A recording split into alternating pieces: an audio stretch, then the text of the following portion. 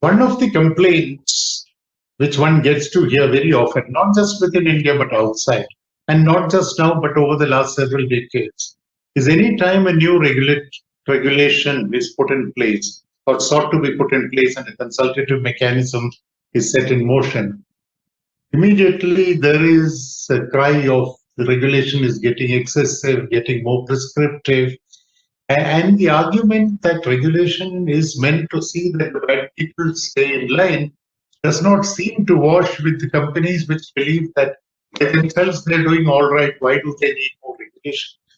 So, is the regulatory overload something that SEBI is looking at? Is there a regulatory impact assessment mechanism or an approach towards regulation? And related to that, is there a one size fits all approach to regulation, or can we have progressively graded regulations taking into account the size of the companies? First of all, with a view to removing the dead wood, I received a reference also from you on that regulatory impact assessment and also the regulations which have perhaps not relevant, have not done well.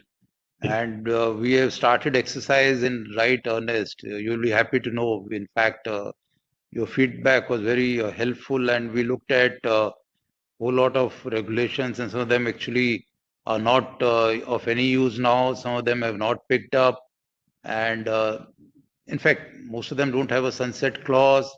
And once consultations are held in the beginning, then thereafter it becomes more of a ownership issue and not perhaps taking the feedback rightly. But of late, I must admit that amongst all other regulators, if you see, we have been quite consultative. In the last 3 years, we have had more than, I don't know, 50 plus consultation papers. We have 20 plus standing committees and ad hoc committees. Not that there should be regulatory capture.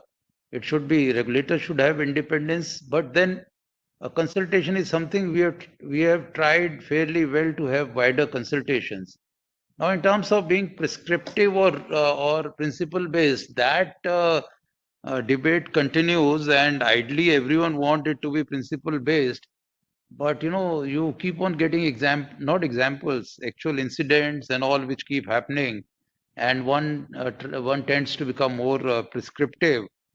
In terms of the resources itself, SEBI has hardly 800 odd employees, and in terms of the vast work, in terms of the corporate financing or listed company issues and all, in terms of that, we have limited resources, and I can just assure that we have no interest in trying to over-regulate. And we broadly we are quite liberal in terms of to start with principles.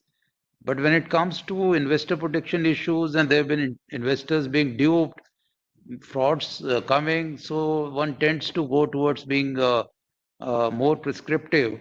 As for the graded ones, I think anyone who comes to the securities market, say for if you take example of the listed companies, if the companies are listed and you're saying one thing is from the compliance point of view of the corporates, other side is you're seeing the investors who are investing. And once listed, then they will have to have some bare minimum norms which will have to be followed. Again, coming from the investor protection point of view. And what one sees is generally the scripts which are smaller scripts, smaller companies, not that liquid. You would have also seen it. Some of the corporate problems emerge there more than the scripts which are bigger, which have their own reputation at stake, where the script is liquid and people are actively monitoring as to what is happening. Having said that, we have some grading.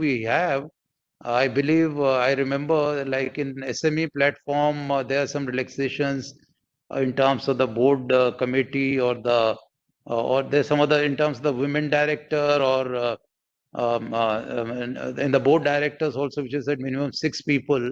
That applies to top 1,000 or 2,000 cap in market cap. Then we also have some requirements for, say, even for business responsibility reporting, also we have for larger companies. So for the smaller companies, there are some relaxations. But I believe there cannot be very large scale relaxations because that should not lead to issues of investor protection.